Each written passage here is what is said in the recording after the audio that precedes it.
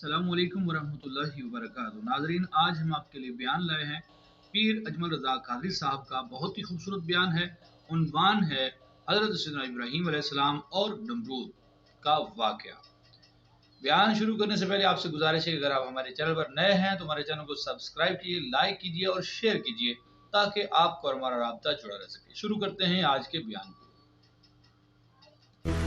حضرت سیدنا ابراہیم خلیل اللہ اعلیٰ نبی نام علیہ الصلاۃ والسلام کا تذکرہ قرآن مجید نے کئی جگہوں پہ بیان فرمایا ہے۔ نبی پاک صلی اللہ تعالی علیہ وسلم نے ارشاد فرمایا کہ میں ملت ابراہیم پہ ہوں۔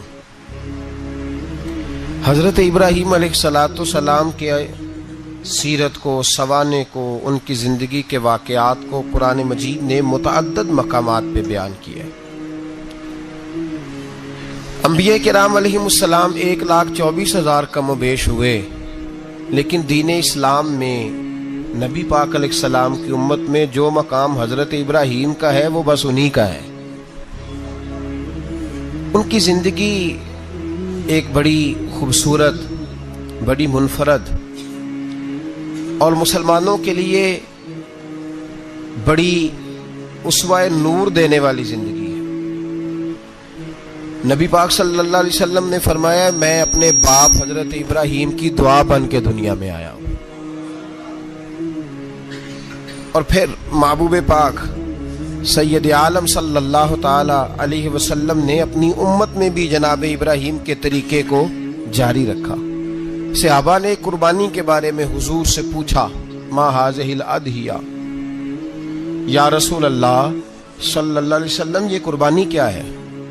تو فرمایا سنت ابیکم ابراہیم، یہ تمہارے باپ حضرت ابراہیم کا طریقہ ہے، یہ تمہارے باپ حضرت، حالانکہ قربانی نبی پاک صلی اللہ علیہ وسلم کا بھی طریقہ ہے، لیکن فرمایا تمہارے باپ حضرت ابراہیم کے ذکر کو باقی رکھا۔ اللہم صلی علی محمد وعلی آل محمد کما صلیت علی ابراہیم وعلی آل ابراہیم، ان کے تذکرے کو باقی رکھا دین کے اندر۔ حضرت ابراہیم بڑی امتیازی شان والے نبی ہیں، بڑی امتیازی شان والے۔ رب کریم کا وہ دوست جس نے کوئی چیز بچا کے نہیں رکھی، ہر شے ہی اپنے رب کی بارگاہ میں پیش کر دی۔ چند چیزوں سے انسان کو بڑا پیار ہوتا ہے، گھر اسے بڑا پیارا ہوتا ہے۔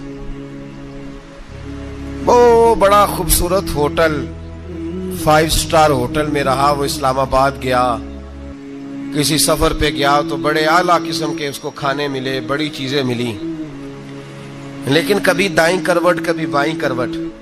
تو ساتھ بیڈ پہ دوست تھا تو اس نے کہا صاحب سو جاؤ، تو اس نے کہا یار جو مزہ اپنے گھر میں سونے کا ہے وہ کسی اور جگہ تھوڑی ہے۔ گھر بڑا پیارا ہوتا ہے، انسان کو لگاؤ ہوتا ہے، جس بے تکلفی سے، سکون سے، آرام سے انسان اپنے گھر میں وقت بتاتا ہے کہیں اور مشکل ہو جاتا ہے۔ دوسرا، انسان کو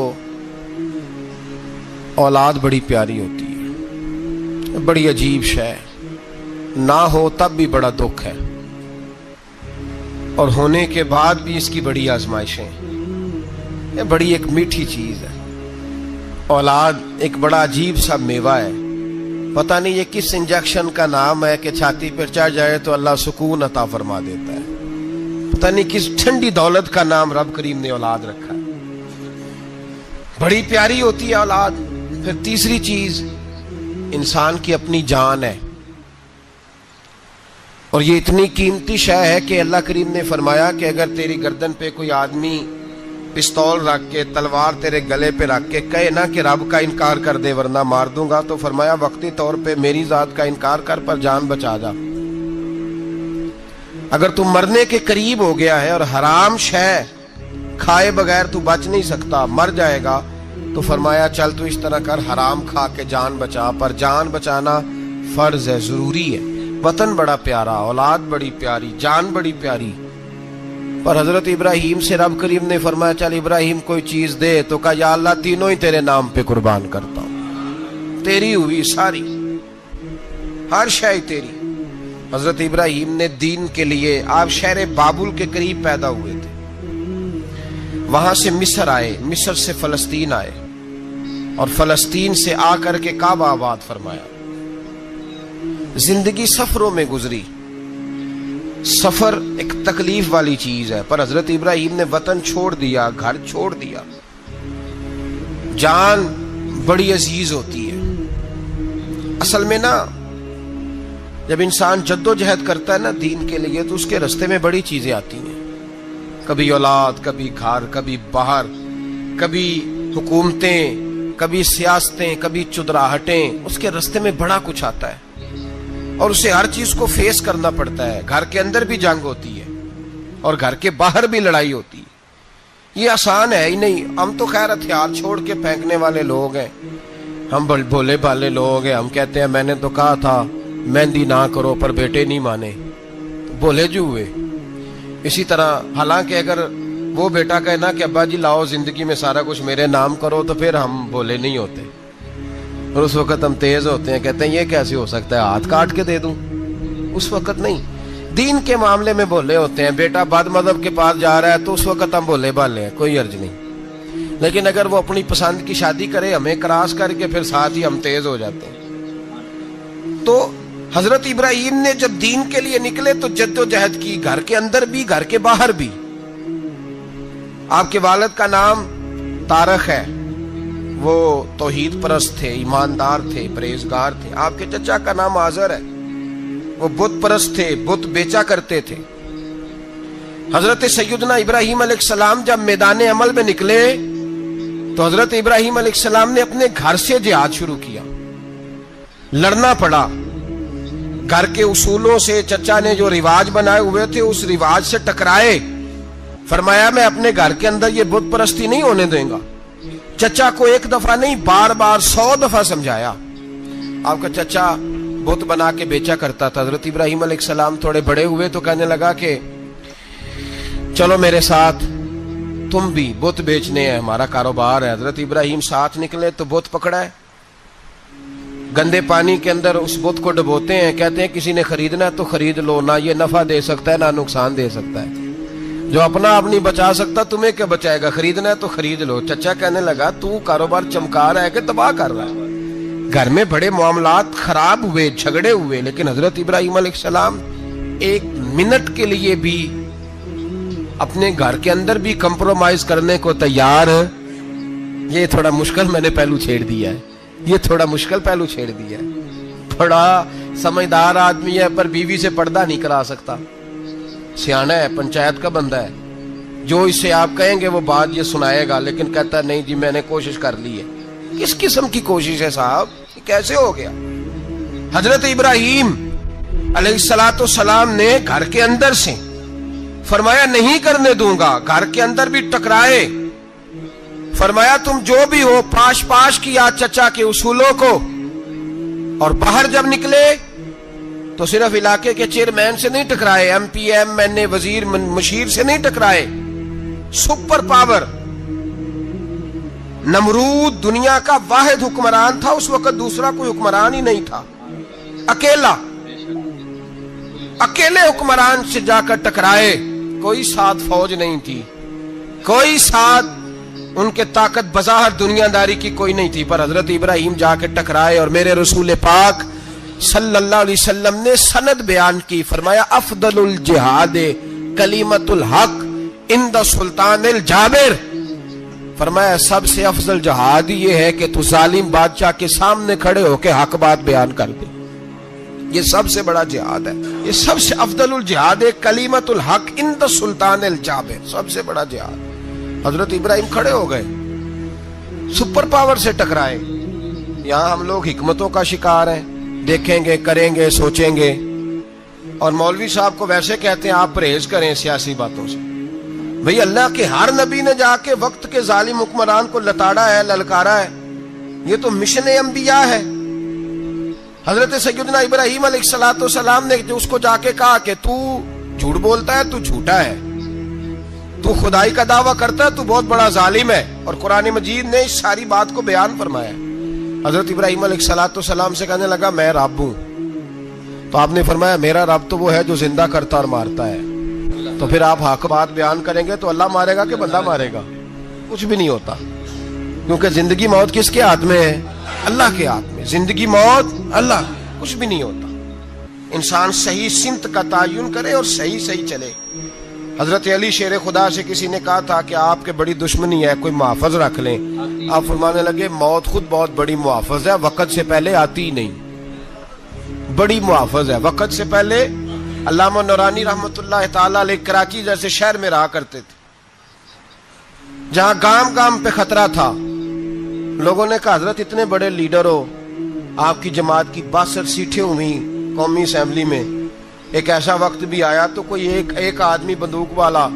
آپ فرمانے لگے مجھے ضرورت ہی نہیں، اس لیے کہ جس خدا رسول کے لیے میں نکلا ہوں وہ خود ہی حفاظت کرنے والے ہیں، ضرورت نہیں ان چیزوں.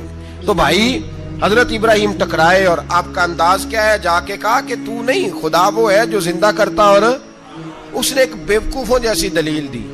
ایک آدمی کو کل پھانسی دینی تھی تو اس کو بلایا، کہنے لگا تجھے کب پھانسی ہے؟ اس نے کہا کل. کہنے لگا جا تجھے ذات کیا زندگی دی، اس کو چھٹی دے دی. ایک عام آدمی بیچارہ بیٹھا تھا، اس کو پکڑ کے نا کہنے لگا اس کی گردن اڑا دو. کہنے لگا دیکھ لو میں بھی زندہ کرتا اور مارتا ہوں، وہ جو کل مرنے والا تھا میں نے زندہ کر دیا ہے، اور جس کو پتہ ہی نہیں تھا کہ میں نے مرنا ہے اسے پکڑ کے میں نے مار دیا ہے. یہ بیوقوفوں جیسی دلیل ہے. حضرت سیدنا ابراہیم علیہ الصلوۃ والسلام چاہتے تو اسی وقت دلیل توڑ دیتے کہ تو کیا بیوقوفوں جیسی بات کر رہا ہے، اگر تو زندگی دیتا ہے تو مرے ہوئے میں جان ڈال کے دے جس کو تو نے مارا ہے.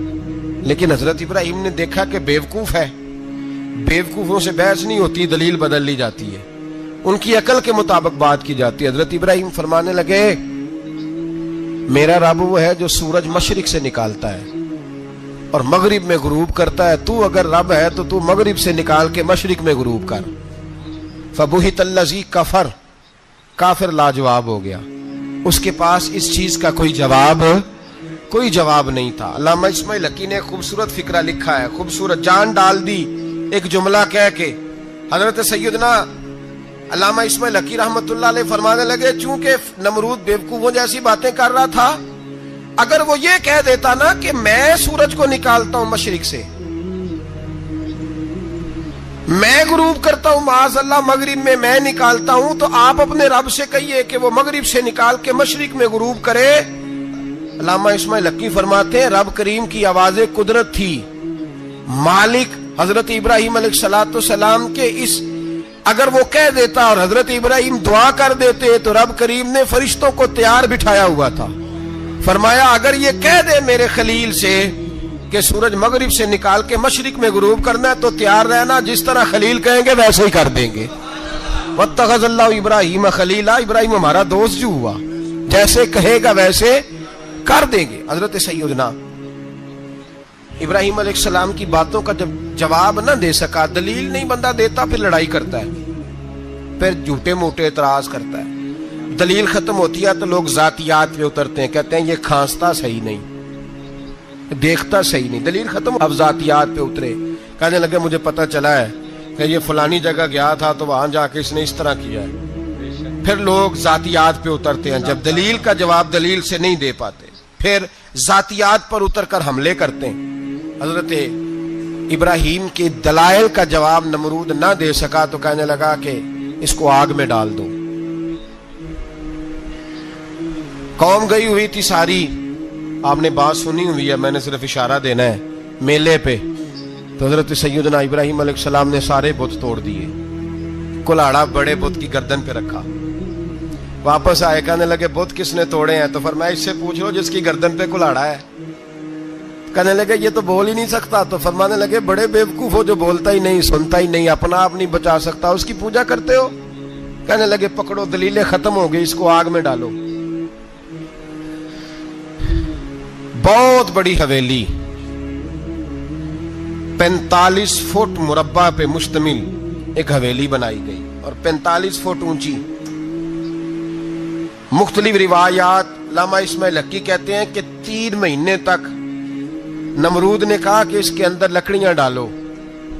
لوگ پوچھنے لگے کتنی دنیا جلانی ہے؟ کہنے لگا بندہ تو ایک جلانا ہے، پر بندہ بڑا تگڑا ہے، ایک بندہ. 3 مہینے لکڑیاں ڈالی گئیں. اور لوگوں کی جو تہمات ہوتی ہیں نا وہ بڑی عجیب ہوتی ہیں. تہمات میں نے بڑی تفصیل سے رمضان المبارک میں گفتگو کی تھی. بدشگونی، تہمات لوگ لیتے ہیں. اس وقت بھی لوگ توہمات کا شکار ہو گئے. عقیدہ بگڑ جاتا ہے تو وہ عجیب و غریب باتیں کرنے لگتا ہے. توہمات کا شکار ہو گئے. بیبیاں نظر مانتی, میں بیمار ہوں, اگر صحیح ہو گئی تو اتنے من لکڑی دوں گی حضرت ابراہیم کی آگ جلانے کے لیے.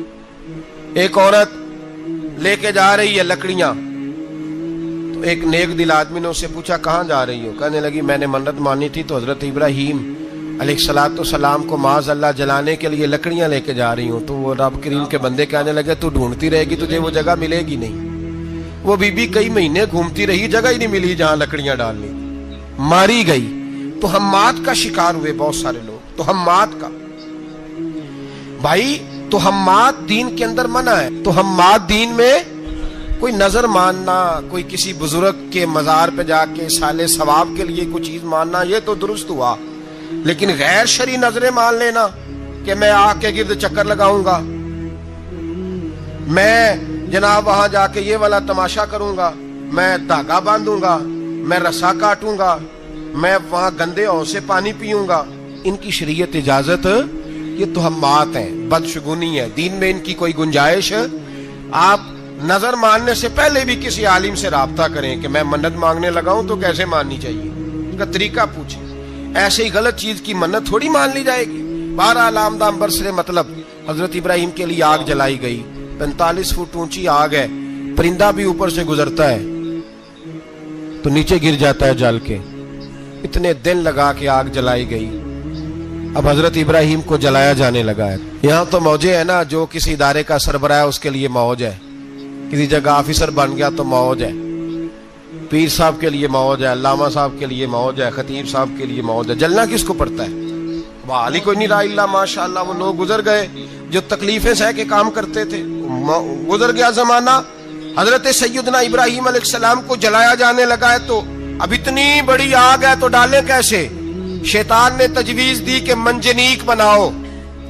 منجنیق, بڑے بڑے بانس باندھ کے ان کے نیچے رسا باندھو. وہ جس طرح جھولنے کے لیے جھولا بنایا جاتا ہے, اس طرح ایک منجنیق پرانے زمانے میں اس میں پتھر رکھ کے پھینکے جاتے تھے دشمنوں پہ.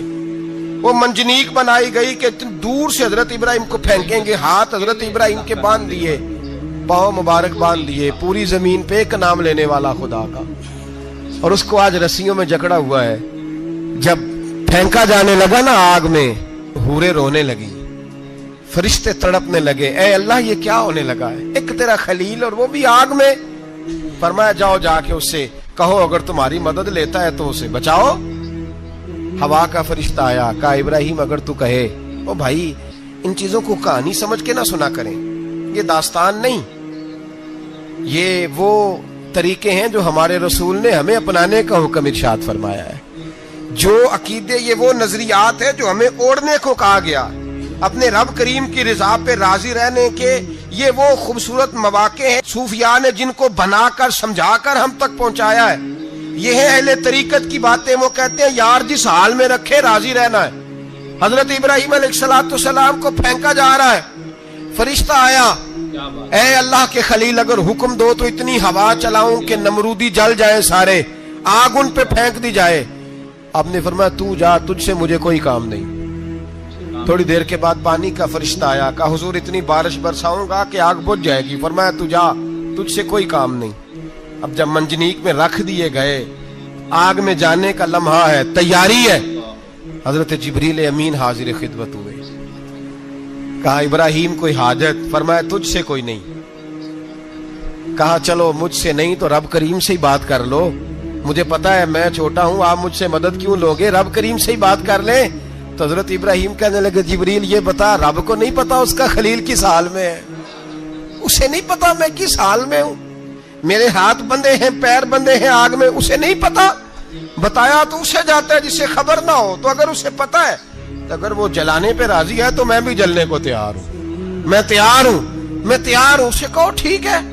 حضرت سیدنا ابراہیم علیہ السلام کو منجنیق میں ڈال کے جو پھینکا آگ میں, یا نار کونی بردم و سلامن علی ابراہیم, اللہ نے فرمایا اے آگ میرے ابراہیم پہ ٹھنڈی بھی ہو جا اور سلامتی والی بھی ہو جا.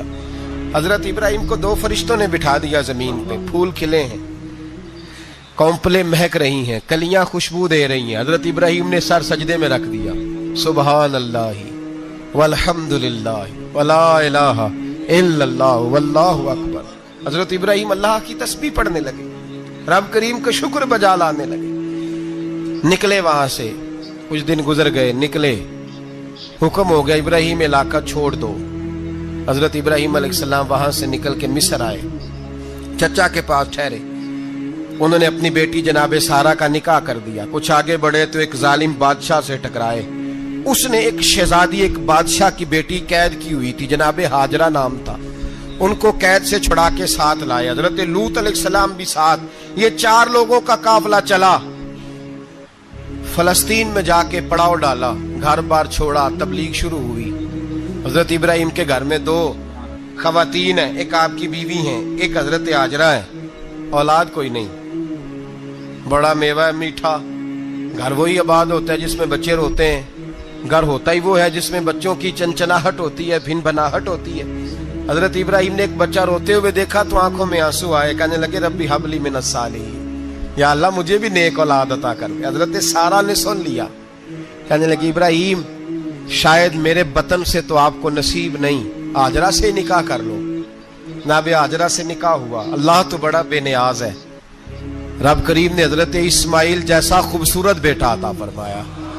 बेटा काला स्याह भी हो तो सीने की ठंडक होता है, पर ये तो वो बेटा है जिसकी पेशानी में नूरे मुहम्मदी चमकता है सल्लल्लाहु अलैहि वसल्लम। हजरत सैयदना इस्माइल इतने खूबसूरत। अब जिस बीवी के यहाँ बेटा था, बैठना उठना भी ज्यादा उसके पास, आना जाना भी उसके पास, तवज्जो उधर हो गई। जनाबे सारा रश्क करने लगी। एक दिन कहने लगी इसे छोड़ आ जंगल में, वादी गैर ज़ीज़र इन, मक्के के पास। भाई एक बेटा आलमे दीन बना लो। कहने लगा रोटी कहां से खाएगा? तेरे 5 बेटे हैं, को हाफिज़े कुरान बना, कहते रोटी कहां से खाएगा? वो बच्चा भी कहता है मैं कहां से खाऊंगा। हजरत इब्राहिम अलैहिस्सलाम तो चंद महीने का बच्चा छोड़ आए, तो कहां से रोटी खाई हजरत इस्माइल ने? कहां से खाई उनकी अम्मा ने रोटी? भूखे मर जाते हैं ये सारे। मैं बड़ी जिम्मेदारी से कहा करता हूं कि जितनी खूबसूरत रोटी अल्लाह करीम दीन के खादिमों को अता करता है शायद किसी और के नसीब होती हो, लेकिन हम लोग तवज्जो ही नहीं कर रहे, हमारा ज़ौक़ ही नहीं बन रहा, हम ये मेहनत ही नहीं कर रहे कि कौम को मुस्तनद उलमा की जरूरत है, इलाकों के इलाके खाली हैं, इधर हमारा मिजाज ही नहीं बन रहा, तवज्जो ही नहीं दीन की खातिर। और फिर चले बच्चे तो बात की बात है ना, जो अभी खुद जवान है वो भी ये दुआ, एक साहब मुझे कहने लगे मैं दुआ मांग रहा हूँ अल्लाह मुझे बेटा दे तो मैं उसे दीन पे लगाऊंगा। तो मैंने कहा आप भी बूढ़े नहीं हुए, आप खुद ही लग जाएं, बेटा तो अभी आएगा तो लगेगा ना, तो आप तो इस वक्त है तो आप तो पहले लगे ना साहब, 2 घंटे तो निकाल के आए, दीन सीखने को काफी है। आप इतनी लंबी सोच रहे हैं कि बच्चा आएगा तो बड़ा होगा तो वो जाएगा तो देखी जाएगी, अभी तो आप हैं तो आप तो आओ। हजरत इब्राहिम ने बच्चा वहां छोड़ा। यहां से जो उम्रा करने लोग जाते हैं ना, जो हज करने जाते हैं, उनको पता है कि वहां दुनिया की हर नेमत मिलती है, फिर भी डबल ट्रिपल पैसे लोग जेबों में डाल के जाते हैं। हजरत इब्राहिम जब वहां लेके गए तो कोई इंसान नहीं था, पानी का कतरा नहीं था, 2 किलो खजूरें, एक मशकीजा, बीवी को थमाया। हमारे घर में हजारों चीजें पड़ी हैं, लेकिन वो जो तवक्कुल है ना वो खत्म हो गया है। अल्लाह देगा, हलाल हलाल पे कनात करे, जायज जायज पे भरोसा करे, रब करीम अता करने वाला है, वो मिजाज खत्म हो गया। हजरत सैयदना इब्राहिम अलैहिस्सलाम 2 किलो खजूरें, एक मिशकीजा पानी का दे करके और वहां बिठाया आपने अपने बच्चे को और अपनी ज़ौजा जनाबे हाजरा को, और बिठा करके ये वापस पलटने लगे तो हजरत हाजरा सलामुल्लाह अलैहा ने आवाज दी, कहा इब्राहिम किसके सहारे पे छोड़ के जा रहे हैं? जहां अबे जमजम का कुआं है ना, जो लोग गए हैं इन्होंने सफा मरवा की सही की है, सफा मरवा से बाहर निकले ना, सरकार की विलादत का मकाम है, उस जगह पे आबे जमजम का कुआं था, वहां हजरत सैयदना हाजरा को बिठाया। कोई चीज नहीं, कोई दरख्त नहीं, कोई खेत नहीं, कोई पानी नहीं, कोई कुआं नहीं, वहां बिठाया और बिठा करके निकलने लगे तो जनाबे हाजरा फरमाने लगी इब्राहिम किसके सहारे पे छोड़ के जा रहे हो? कहने लगे अल्लाह के सहारे पे। तो पाकबाज बीबी ने एक लफ्ज पूछा, कहा इब्राहिम ये मेरे रब का हुक्म है? ये मेरे, बस जिनका अकीदा तौहीद मजबूत हो उनके लिए एक जुमला काफी होता है, ये मेरे अल्लाह का हुक्म है? تو جناب ابراہیم علیہ السلام فرمانے لگے حاجرہ ہاں رب کا حکم ہے. جب یہ لفظ کہے تو چاہیے تھا نا حضرت ابراہیم تسلی دیتے, تو بی بی صاحبہ تسلی دینے لگی, عرض کرنے لگی ابراہیم اگر اللہ کا حکم ہے تو پھر آپ ہماری فکر نہ کرنا, اگر یہ رب کا حکم ہے تو پھر ہماری فکر نہ کرنا, جس رب نے ہمیں یہاں تک پہنچایا ہے وہ ہمیں کبھی بھی ضائع نہیں فرمائے گا, پھر فکر نہ کرنا. حضرت ابراہیم آ گئے. بات آپ نے سنی ہوئی ہے, اشارہ کرنا مقصود ہے. 13 سال میں چلے مان بھی لیا جائے بعض روایات کی روشنی میں کہ آتے جاتے بھی رہے, لیکن مکمل دیکھ بھال اپنے بچے کی پرورش میں پورا حضرت ابراہیم علیہ السلام کا کردار, سارا کردار ماں کا تھا. میں جب خواتین کے بارے میں کوئی بات کرتا ہوں تو میں آپ کو اکثر کہتا ہوں کہ یہ صرف بیوی کے لیے حکم نہیں ہوتا, یہ ٹریننگ بیٹی کو دینی ہے اور بہن کو دینی ہے, یہ تربیت کرے اپنے گھر میں. میں تجربے کی روشنی میں یہ بات عرض کیا کرتا ہوں کہ بھائی بچے باپ کے فرما بردار اس وقت ہوتے ہیں جب اماں انہیں باپ کا فرما بردار کرتی ہے, اور بچے باپ کے نافرمان بھی تب ہوتے ہیں جب اماں انہیں باپ کا. میں نے اپنے کانوں سے سنا ایک دفعہ ایک بچہ اپنے باپ سے کہہ رہا ہے آپ نے تو ساری زندگی باہر گزار دی, پیسے کمانا کون سا مشکل کام ہے, دکھ سکھ تو سارے اماں نے برداشت کیے, سکولوں میں وہ جاتی تھی, فلانا کام وہ کرتی تھی, فلانا کام. اب یہ سوچ اس کی ذاتی تو نہیں, یہ اس کو دی گئی ہے. اور اگر اس کو یہ سوچ دے دی جائے کہ اماں کہے کہ میں تو اپنوں میں رہی ساری زندگی, میں نے تو اپنوں میں وقت گزارا, اور تیرا باپ تو کئی دفعہ جنازے بھی نہیں پڑھ سکا, نے تو ماں باپ ایسے دفن کر دیے, وہ اگر یہ سوچ فراہم کرے تو پھر بچہ باپ کا فرما بردار ہوتا ہے. اور یہ والی روایتیں ہم بیوی کو سناتے ہیں, حالانکہ کس کو سنانی چاہیے بولیے؟ بہن اور بیٹی کو. بہن اور بیٹی کو سنائیں یہ باتیں, ان کو سمجھائیں تاکہ آگے جا کے وہ جو گھر ترتیب دے وہ گھر بڑا عمدہ اور نکھرا ہوا ہو. حضرت سیدنا ابراہیم 13 سال کے بعد آئے, چونکہ گھر میں اللہ تبارک و تعالیٰ کی دوستی کا چرچا تھا, اللہ تبارک و تعالیٰ کی محبوبیت کا غلبہ تھا. 13 سال کے بعد فلما بالغ معہ سعیا, بیٹا جب اتنا بڑا ہوا کہ سال چلنے لگا تو حضرت ابراہیم نے اپنے بیٹے کو بلا کے کہا بیٹا مجھے خواب آئی ہے, میں تجھے ذبح کر رہا ہوں, تیری کیا رضا ہے؟ تو حضرت اسماعیل کہنے لگے یا ابت افعل ما تؤمر, ابا جی اللہ جیسے حکم دیتا ہے میرے ساتھ ویسے ہی کریں, جیسے اللہ حکم دیتا ہے ویسے ہی بولیے ویسے ہی کریں. حضرت حاجرہ کو کہا کہ ایک دوست نے دعوت کی ہے تو وہاں جا رہے ہیں. بی بی مطمئن ہے, تفصیلات کی ضرورت نہیں, ختم بات, اعتبار ہے, مطمئن ہو گئی. شیطان پیچھے سے آیا اماں کے پاس, ذرا تھوڑی دیر کے لیے تصور جمائیے,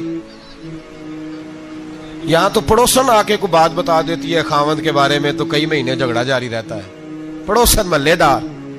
شیطان نے آ کے بتایا لفظ کیا ہے, کہا حاجرہ تمہیں پتا ہے کہاں جا رہے ہیں؟ کہا دوست کی دعوت میں. تو کہنے لگے دوست کون ہے؟ رب کریم. اور ابراہیم کا خیال ہے کہ اس رب نے مجھے حکم دیا ہے کہ میں ذبح کروں. تو حضرت حاجرہ کہنے لگی کبھی باپ بھی بیٹے ذبح کرتے ہیں؟ شیطان کہنے لگا ان کا خیال ہے کہ ان کے رب نے حکم دیا ہے. جناب حاجرہ فرمانے لگی اگر رب نے حکم دیا تو پھر تو مجھے شیطان لگتا ہے, تو مجھے شیطان لگتا ہے. کا کیا مطلب؟ فرمانے لگی اگر رب کریم کا حکم ہے تو میرے پاس ایک اسماعیل ہے, اگر 1000 بھی ہوتے میں سارے اللہ کے راستے میں پیش کر دے دیتی. مالک کا ہی تو ہے سارا کچھ, اسی کا ہے, اس میں لیت اللہ کی کیا گنجائش. حضرت سیدنا ابراہیم علیہ السلام نے بیٹے کے حلق پہ چھری رکھ بھی دی اور چھری چلا بھی دی, رکھ بھی دی, اور وہ تو اللہ کریم نے فرمایا یا ابراہیم قد صدقت الرؤیا, ابراہیم تو نے خواب سچا کر دکھایا, قیامت تک تیرا نام رہے گا. حضرت ابراہیم نے وطن بھی دیا, جان بھی دی, بیٹا بھی, اللہ کریم نے دمبے دیے, فرمایا یہ فدیہ ہے. اب یہ قربانی قیامت تک حضرت ابراہیم کے طریقے کے مطابق جاری ہے. حضرت ابراہیم بہت بڑے مہمان نواز تھے, بہت بڑے. آپ جب مصر میں قیام تھا تو بڑے بڑے لمبے چوڑے لنگر پکتے تھے, لوگ آیا جایا کرتے تھے, بڑا تفصیل کے ساتھ کھانا ہوتا تھا. مہمان نوازی آپ کی خاص صفت مبارکہ ہے. ہمارے ہاں بھی مہمان نوازی ہوتی ہے امیروں کی, بلکہ اب تو مہمان نوازی اس طرح کی ہے کہ کل تیری میرے پاس دعوت ہے اور پرسوں میری تیرے پاس ہے.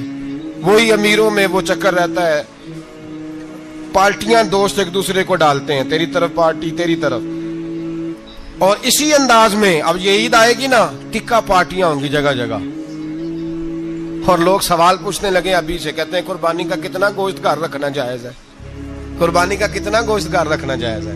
سارا ہی جی ہاں، اس لیے فریزر لے لے، فریج سے نہیں کام چلے گا، سارا ہی جہاز گھر رکھنا سارا ہی جائز ہے، رکھ لیں۔ او خدا کے بندے، قربانی وہ بندہ دیتا ہے جو سارا سال ہی گوشت کھاتا ہے، صحیح کہہ رہا ہوں؟ قربانی صاحب نصاب صاحب استطاعت بندہ دیتا ہے نا، تو وہ سارا سال ہی گوشت تو سارا گھر میں رکھنا بھی جائز ہے، لیکن سارا دے دینا بھی، تو جو آ رہی ہے اس پہ کیوں توجہ کرتے ہو؟ جو دوسرا جائز ہے اس پہ کیوں نہیں عمل کرتے؟ سارا تقسیم کر دیں، بات ختم ہوئی۔ یقین کریں، محرم میں جا کے دوست ٹیلی فون کر کے سوال پوچھتے ہیں، کہتے ہیں صاحب سنا ہے قربانی کا گوشت محرم میں کھانا جائز نہیں، میں کہ نہیں، ربیع الاول چ بھی جائز جے، رجب رمضان تک کھاؤ، کوئی بندہ نہیں منع کرتا، اس لیے کہ کسی کو دینا تو پسند ہی نہیں، یا پھر اس میں سے جو خاص خاص چیزیں ہیں وہ اپنی فریج میں، اور باقی جو ہے وہ دوسروں کے لیے۔ یہ کیا طریقہ ہے ہمارا؟ اور اسی پہ عمل ہے۔ اللہ تبارک و تعالی ہمیں سمجھنے کی توفیق عطا فرمائے۔ حضرت ابراہیم بہت بڑے مہمان نواز تھے، صرف قربانی نہیں دیتے تھے، سارا سال بہت سارا لنگر، بہت سارا کھانا پینا، بہت ساری چیزیں جاری رہتی تھی، اور جتنے غریب لوگ تھے فلسطین کے، ان کو پتا تھا کہ حضرت ابراہیم علیہ السلام کا لنگر جاری ہے۔ فلسطین میں جب آپ کا قیام تھا، ایک دفعہ ڈھیروں مہمان آ گئے اور کھانے کو کوئی چیز نہیں، حضرت سارہ اور جناب ہاجرہ دونوں اس وقت موجود تھیں۔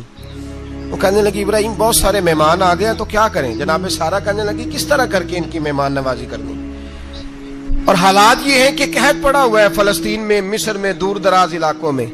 تو حضرت ابراہیم کہنے لگے یہ اللہ کے مہمان ہیں اور ہمیں رب کریم کا بندہ سمجھ کے آ گئے، اللہ ہی بندوبست کرے گا۔ فرمانے لگے میرا مصر میں ایک دوست ہے، وہ قحط کے دنوں میں غلہ جمع کر لیتا ہے، میں اس کی طرف پیغام بھیجتا ہوں، مجھے امید ہے وہاں سے غلہ ملے گا۔ 2 3 5 اونٹ والے غلام بلائے اور ان کو کہا کہ جاؤ غلہ لے آؤ مصر کے دوست سے۔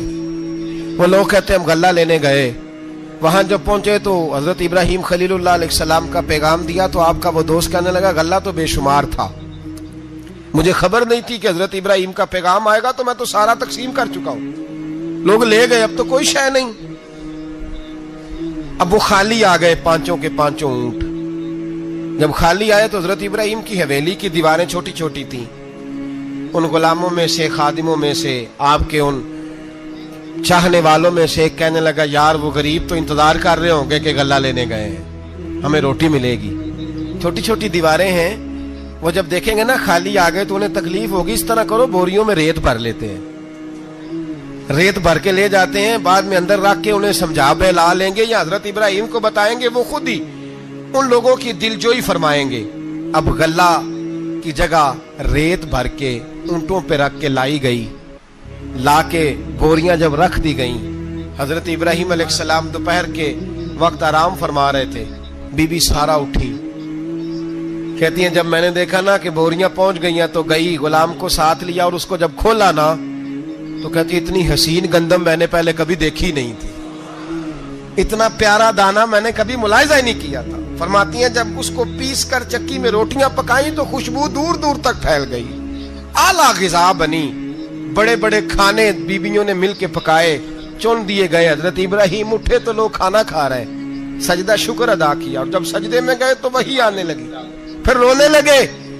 جب پلٹ کر باہر تشریف لائے تو جناب سارہ کہنے لگی ابراہیم تمہارا مصری یار بڑا اچھا ہے، اس نے اتنی اعلیٰ گندم بھیجی ہے کہ اتنی تو میں نے پیاری گندم کبھی دیکھی نہیں۔ جناب ابراہیم مسکرائے، فرمانے لگی سارہ یہ مصری یار نے نہیں بھیجی، یہ میرے عرشی یار نے بھیجی ہے، یہ میرے عرشی یار نے بھیجی ہے۔ بھائی مہمان نوازی مزاج تھا، ہاتھ لٹا دینا مزاج تھا، دوسروں کی اشک شوئی مزاج تھا۔ حضرت ابراہیم علیہ السلام کا طریقہ ہے قربانی، حضور نے ان کا طریقہ بیان کیا۔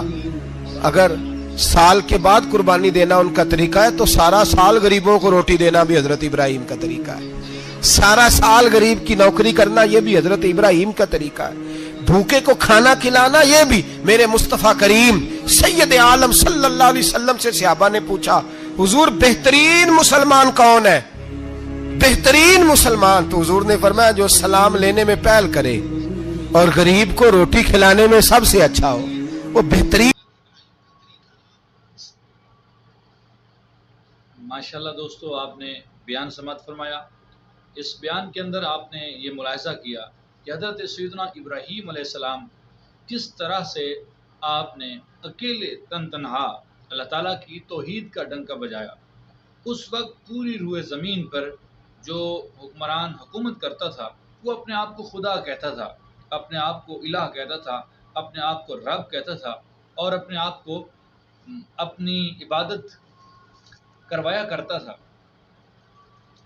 وہ پوری دنیا پر حکومت کرتا تھا۔ اس وقت اسلام کا نام لینے والا کوئی نہیں تھا، اللہ تعالیٰ کی عبادت کرنے والا کوئی نہیں تھا، لیکن ایک تنہا حضرت سیدنا ابراہیم علیہ السلام نے اللہ تعالیٰ کی توحید کا ڈنکا بجایا۔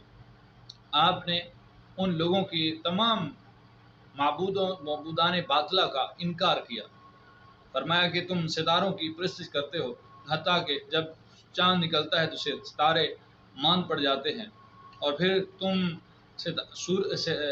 قمر یعنی چاند کی پرستش کرتے ہو، حتیٰ کہ جب وہ سورج نکلتا ہے تو چاند چھپ جاتا ہے، پھر جب سورج کی پرستش کرتے ہو تو سورج بھی ڈوبنے والا ہے، اور آپ نے فرمایا میں ڈوبنے والوں کو پسند نہیں کرتا۔ اور اسی طریقے سے نمرود کے ساتھ آپ کا جو مناظرہ ہوا، آپ نے وہ بھی سماعت کیا۔ حضرت ابراہیم علیہ السلام نے ان کے بتوں کا آپ نے صحیح طریقے سے جو ان کا اصل حقیقت تھی اس کو بیان کیا، اور پھر اس کے بعد حضرت سیدنا ابراہیم علیہ السلام نے ان کے بتوں کو توڑا اور نمرود کے سامنے کھڑے ہو کر اس کی ربوبیت کے دعوے کو، الوہیت کے دعوے کو اور خدائی کے دعوے کو جھوٹا اور باطل ثابت کر دیا۔ فبہت الذی کفر، اور کافر جو ہے وہ مبہوت الحواس ہو کے رہ گیا، اس کے پاس کوئی جواب نہیں تھا۔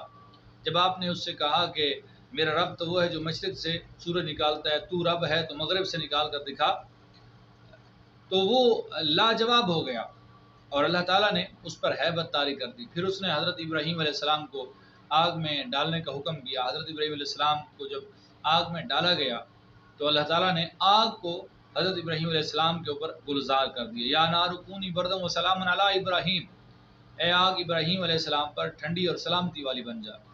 پھر اس کے بعد حضرت سیدنا ابراہیم علیہ السلام نے وہاں سے ہجرت کی اور ملک شام فلسطین کی طرف، اور وہاں سے پھر اللہ تعالیٰ نے آپ کو ایک بیٹا عطا فرمایا، حضرت اسماعیل علیہ السلام۔